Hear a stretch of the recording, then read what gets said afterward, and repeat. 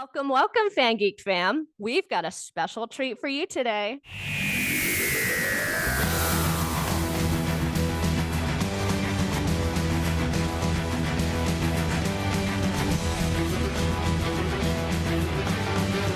I'm Miranda, your trusty host, and guess what? We have a fantastic addition to the FanGeek'd family. Please give a warm welcome to our new co-host, the amazing Idalis. Allon-sy. So, for those who have not had the pleasure of meeting Idalis, she's not only a massive David Tennant fan, but also has an impressive love for Harry Potter. We met during college and eventually became close friends as well as roommates for a year. So, what would you like to tell the audience about you? This is your introduction. Okay. Say, when you don't have much of a life in high school, you develop a lot of time getting fandoms as you can. And when sometimes the true crime life isn't enough, you go into the nerds. When I was in high school, I became friends with so many nerdy guys. While I did not know how to play the video games, and luckily they were totally cool with that, as long as I provided peanut commentary, I was able to basically get into, let's see, Harry Potter before I went to college, oddly enough. Like, read all the books, like, before in my freshman year. I got into Doctor Who kind of by accident because I was messaging one guy who I was into at the time, but that never really went anywhere. So I just kept watching Doctor Who and thought, yeah, this is pretty cool. This is kind of fun. It's like, then I went from, oh, this is fun to, oh, shit. And I'm in too deep. I can't get out now. And I don't want to get out right now. That's relatable. And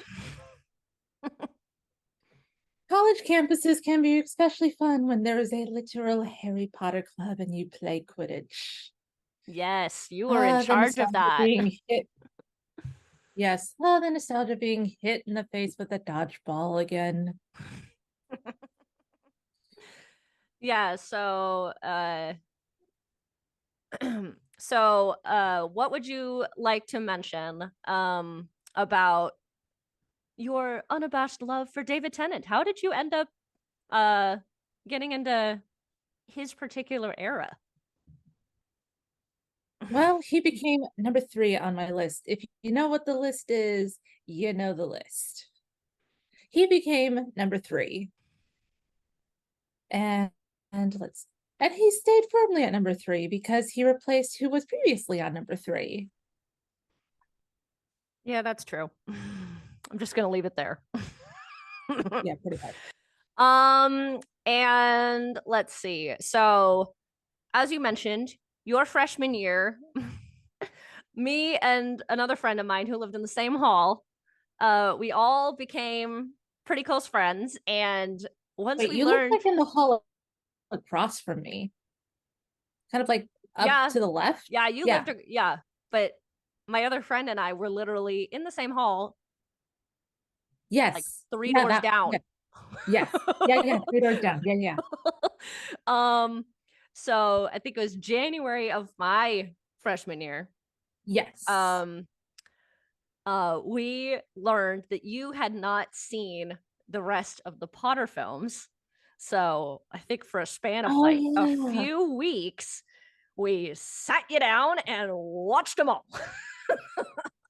Well, you provided snacks. It wasn't against my will. Yes, but with snacks as well, because we were also watching it for nostalgia reasons at the same time. Pretty much. My friend and I. But unfortunately, that was also around the same time as the year of tragedy, if you know what I mean. Yeah. The amount of celebrities that died in 1 year, my God. Just so many of us going, no! Yep. Well, especially since when we got to, I remembered, I didn't tell you, who was going to No, I show found up out in one. movie 4. No, there was one you didn't tell. Yeah, there was one you didn't tell me. I found out in class. I Yeah. was so mad. I'm like, the 4th one, I knew he was in it because I had seen it. So I knew Yeah. that was you were gonna absolutely flip out. Because he shows up I in like did the that. first 30 seconds. Yeah, but it's like one of those like he's there, but you're like, is he really there? But then there's the Oh, he's there. longer when there's the then there's the big reveals like, oh shit, I was right. Yeah. But the fact that he filmed that, I am not kidding, straight after who? That was like 2009. Yeah, but at the same time, he kind of Yeah. had that same look to me once, kind of like I'm gonna kind of had this look to me like he just came straight from who, like didn't sleep or anything like that. So he had Yeah. like that weird kind He of crazed probably look. he probably had just come off of either filming his regeneration or had already filmed it. Yeah. Because apparently it was around that time ish. Um, it was either part 1 or part 2 that I didn't tell you about. That after we had learned of a certain somebody's passing, when we got to that particular film. Oof. Yes, I found out that was the one in class. I was so mad. Well, not Oof. mad. I was more like I was frustrated. It's like, what Yeah. the hell? Yeah. There was a lot of death in those last 2. Ouch. Yeah, pretty much. That was Dude, very I was emo. so mad. I was like, what the hell? So, Luckily that got replaced with uh anger at our friend for a different fandom death. yeah, there was a lot going on at Yeah, different that fandom year. death. No, the Okay. actor was still alive. It was just in the fandom that his character died, and I was mad at her for a bit. Yeah. But the other thing is, now let's dive into the 60th, because we have the 60th anniversary of Doctor Who is underway. Yay.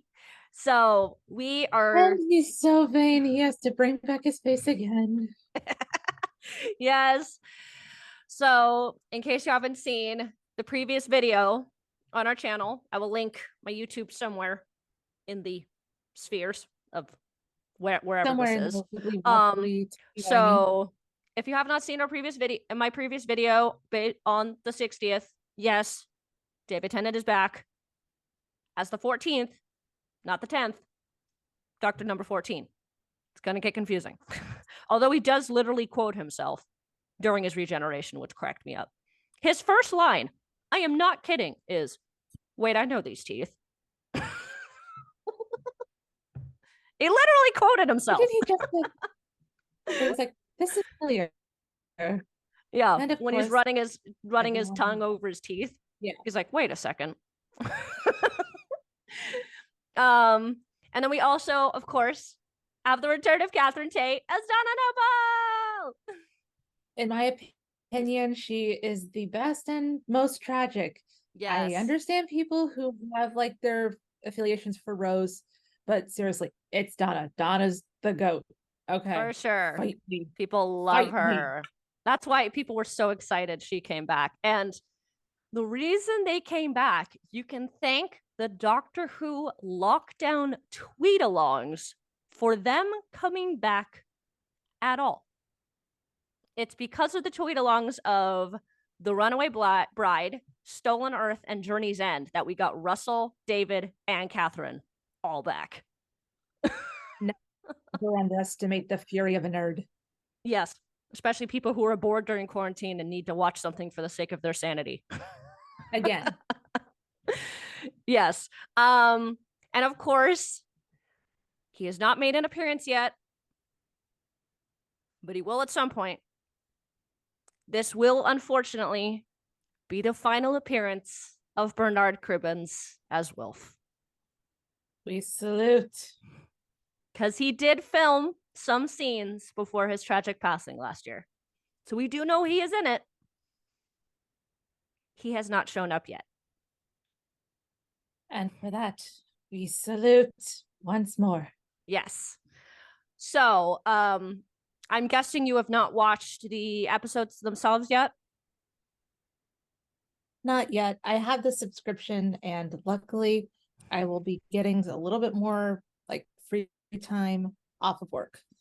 Awesome. Okay. So, just because you haven't watched them yet, let's get your predictions for each of the episodes because I have the titles, which should help figure out predictions. Okay. First special is titled The Star Beast. What are your predictions, Idalis? I don't think that's a plane. It's a spaceship in trouble.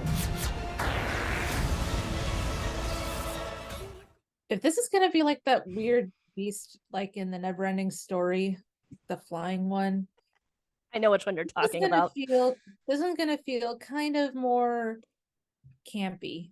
Mm-hmm. This one is apparently very family friendly, very stereotypical Doctor Who adventure. Okay. That's all they've mentioned so far. Episode 2 is titled, which airs this coming Saturday, is called Wild Blue Yonder. Oh my God, where are we? I'm sorry, Donna. This one sounds existential and definitely thought-provoking. I feel like it probably will be because this one is very top secret. They have not revealed if you do the shush anything. That's not the best thing to tell a Doctor Who fan. No.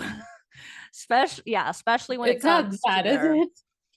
No, they've I mean, it's gotten to the point where in the Doctor Who magazine where they've announced stuff for the episode, they've redacted all of the co-stars' names besides the Doctor and Donna. Everyone else's name has been redacted. And they released a tiny little trailer at the end of the Star Beast. So that's all we know. If you have not watched the episode yet, it airs this Saturday. Mute your socials, please.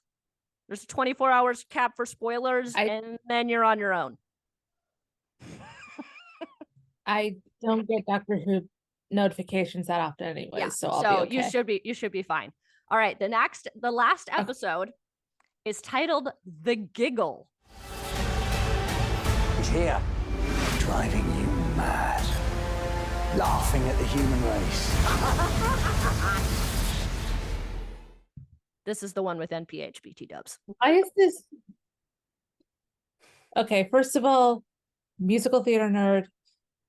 Basically, all of our friends are musical theater nerds. It's basically going to give me something of campy vibes, but then again, it's going to get all sinister. And the fact that it's giggle is making me think of like those horror movie laughs, like they did add a creepy laugh during the Eurovision trailer when they announced the titles. I was like, oh God, this is creepy. I can't remember which one it was, but there was like a child's laugh that basically signaled shit's gonna go down. Yeah, I don't know, man.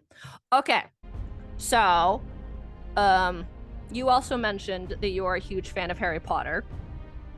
Yes.